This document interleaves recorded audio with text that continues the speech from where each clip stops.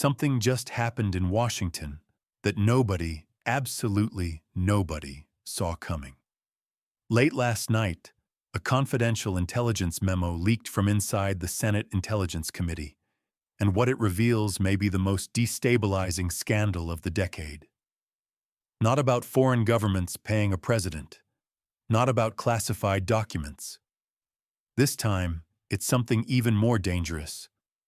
Covert influence operations inside the Republican Senate caucus itself, and how those operations may have been directly coordinated by individuals connected to Donald Trump's political orbit.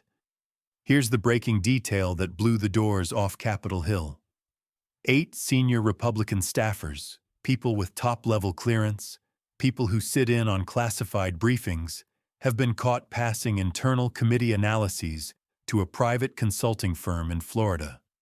A firm that, according to investigators, has undisclosed financial links to 2 Trump-aligned super PACs. And the reason this is so explosive is simple. This wasn't gossip, or strategy drafts, or political talk. These were classified assessments about national security threats, foreign cyber operations, and Senate responses to ongoing intelligence concerns. Information that no private company, no political actor, and certainly no one tied to a presidential candidate should ever have access to. The leak was confirmed by 3 separate intelligence officers after an internal audit flagged repeated unauthorized data pulls from the Senate's secure server system. At first, it looked like a malfunction. Then it looked like accidental oversharing.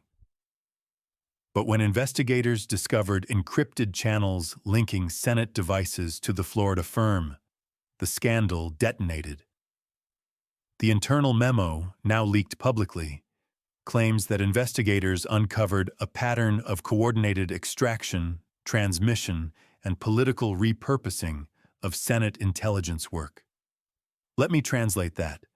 Someone was funneling classified intelligence from the U.S. Senate straight into a pro-Trump political operation. And here's where everything spirals. When confronted with early findings, several Republican senators privately admitted they had deep concerns about what was happening inside their own staffs.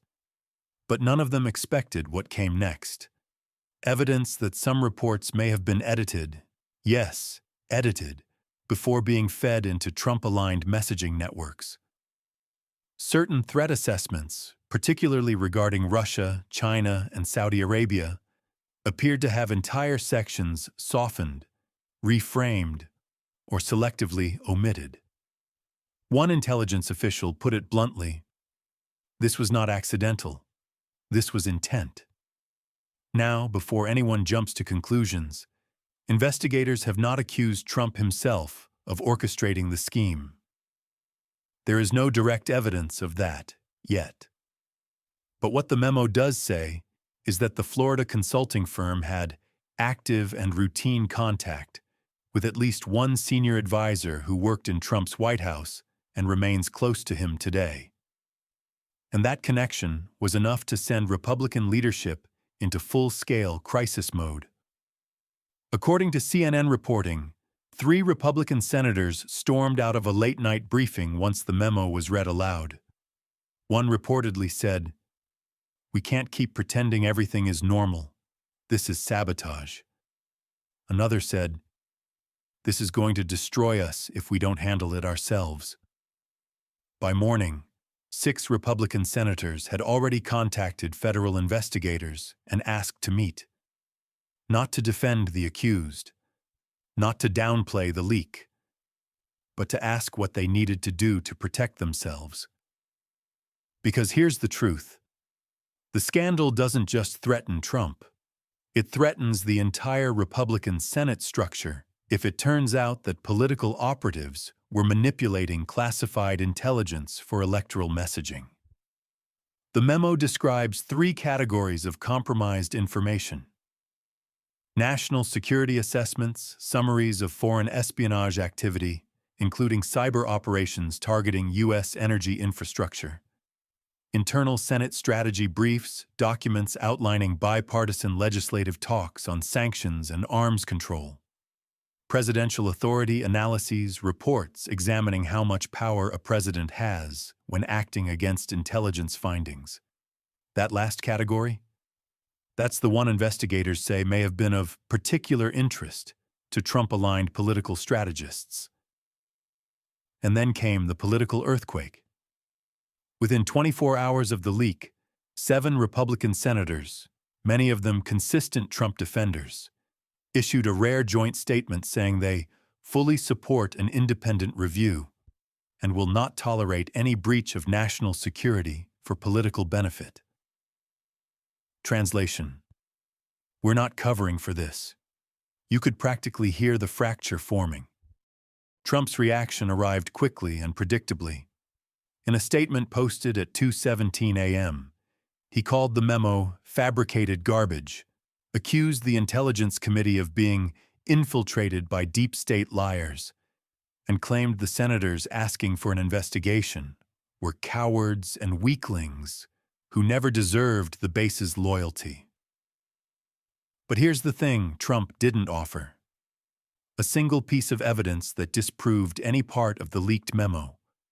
No counter documents, no technical rebuttals, no sworn statements from the accused staffers. Nothing. Meanwhile, investigators are quietly uncovering even more alarming patterns. Several of the compromised reports showed identical metadata edits, timestamps that line up precisely with the windows when unauthorized data transfers were detected. This means someone wasn't just forwarding files, they were altering them. For what purpose? To shape political messaging? To undermine competing policy proposals? To reinforce narratives favorable to Trump's public positions?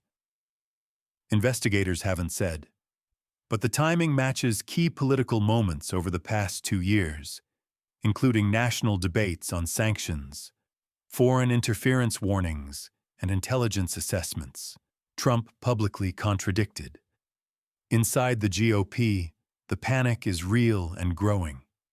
Republican strategists preparing for the 2026 midterms are desperately trying to calculate the fallout.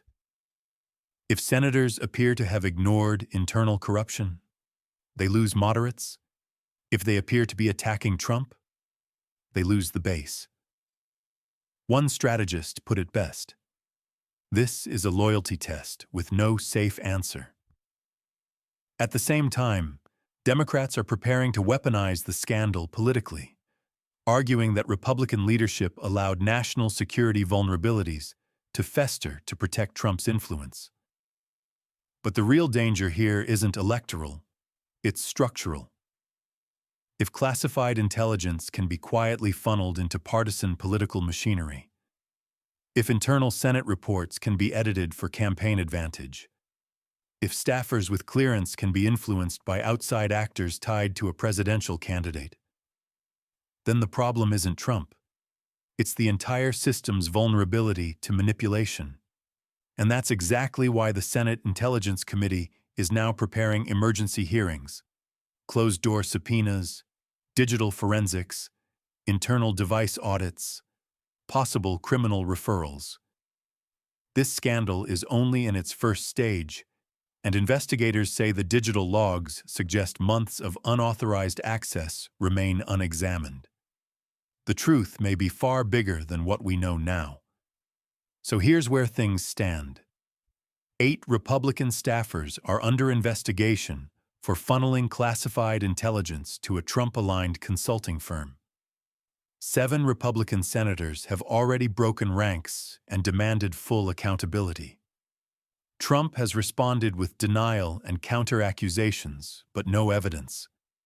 And the intelligence community is treating this like a potential national security breach with far-reaching implications. Because the question now isn't just who leaked what. The question is, how deep does this go? Who benefited?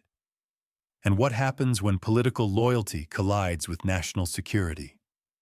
One thing is certain: The next wave of revelations will determine not just the future of Trump's influence, but the integrity of the U.S. government itself. Stay close. This story isn't even close to finished, and the next chapter may be the one that blows the entire operation wide open.